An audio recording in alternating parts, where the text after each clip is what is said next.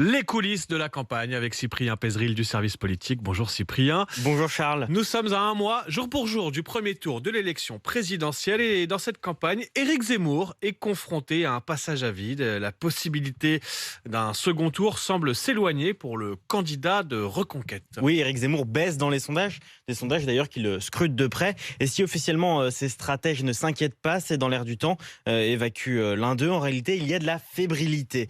Pour la première fois depuis qu'il est candidat, il est même revenu sur ses propos sur la question de l'accueil des réfugiés ukrainiens. Dans un premier temps, il tenait une position très dure. L'homme d'État, c'est celui qui voit plus loin que l'émotion. Donc vous seriez le seul parmi les candidats à ne pas vouloir accueillir de réfugiés. Vous assumez être le seul. Si vous le dites, j'assume. Mais depuis, Éric Zemmour a changé de position. Écoutez-le à Toulon dimanche dernier. Pour ceux des Ukrainiens qui préféreraient venir en France, il faut les accueillir le temps que les bombardements cessent. Alors, un changement de pied expliqué par un soutien. On s'est rendu compte que son message initial était mal passé. Il fallait mettre de l'humanité.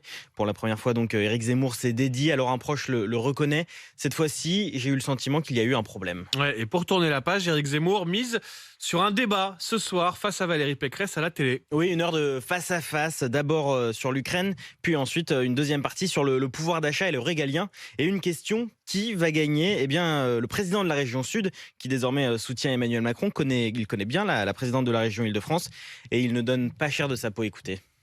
Se faire massacrer. Il y a un truc qu'il ne faut pas faire, c'est aller se présenter sur le terre d'un polémiste qui fait ça depuis 10 ans, matin, midi, soir à la télévision. C'est comme si vous mettiez un étudiant en médecine face à un neurochirurgien en disant quel est le meilleur pour ouvrir le crâne de votre patient. Eh bien, elle va se faire massacrer.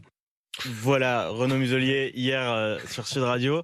On va rappeler que c'est tendu entre Renaud Muselier et Valérie Pécresse. Il a lâché la LR pour rejoindre le camp Macron. Donc forcément, pas tendre avec Valérie Pécresse. Mais sachez une chose, dans les rangs zémouristes, on est beaucoup moins fanfaron, beaucoup moins confiant.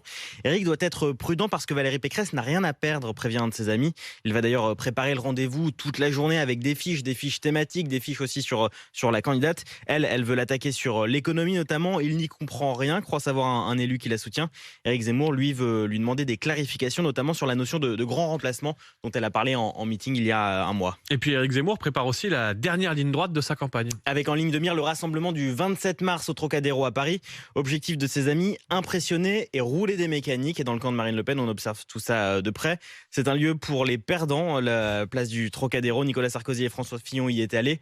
On connaît le résultat, s'amuse un membre du Rassemblement national. Et surtout, les équipes d'Éric Zemmour se méfie des 15 derniers jours de campagne.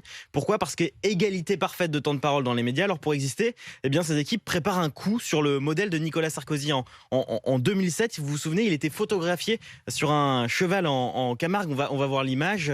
Voilà, c'est une photo qui... Célèbre photo. Exactement. Et en fait, juste à côté, il y avait un tracteur avec 50 journalistes dedans. On va voir. Mais ça a permis en fait d'exister sans utiliser une seule seconde de temps de parole. Et c'est ce que compte faire Éric Zemmour. Éric Zemmour qui, selon une de ses très proches, eh bien, s'il perd, il aura un méga blues. Forcément. Je sais que Quentin Vinet adore les prestations de Valérie Pécresse sur scène. Mais sachez, Quentin, que vous pourrez aussi retrouver Valérie Pécresse en librairie le 17 mars prochain. Exactement, pour un livre sobrement intitulé « Le temps est venu ». 150 pages pour exprimer sa vision de la France, nous dit un de ses lieutenants. Elle y écrit qu'elle n'aura pas le temps. Elle écrit tout ce qu'elle n'aura pas le temps de dire pendant la campagne. C'est plus qu'un livre programme. Ouais. Et puis on parlait d'un coup de blues il y a un instant.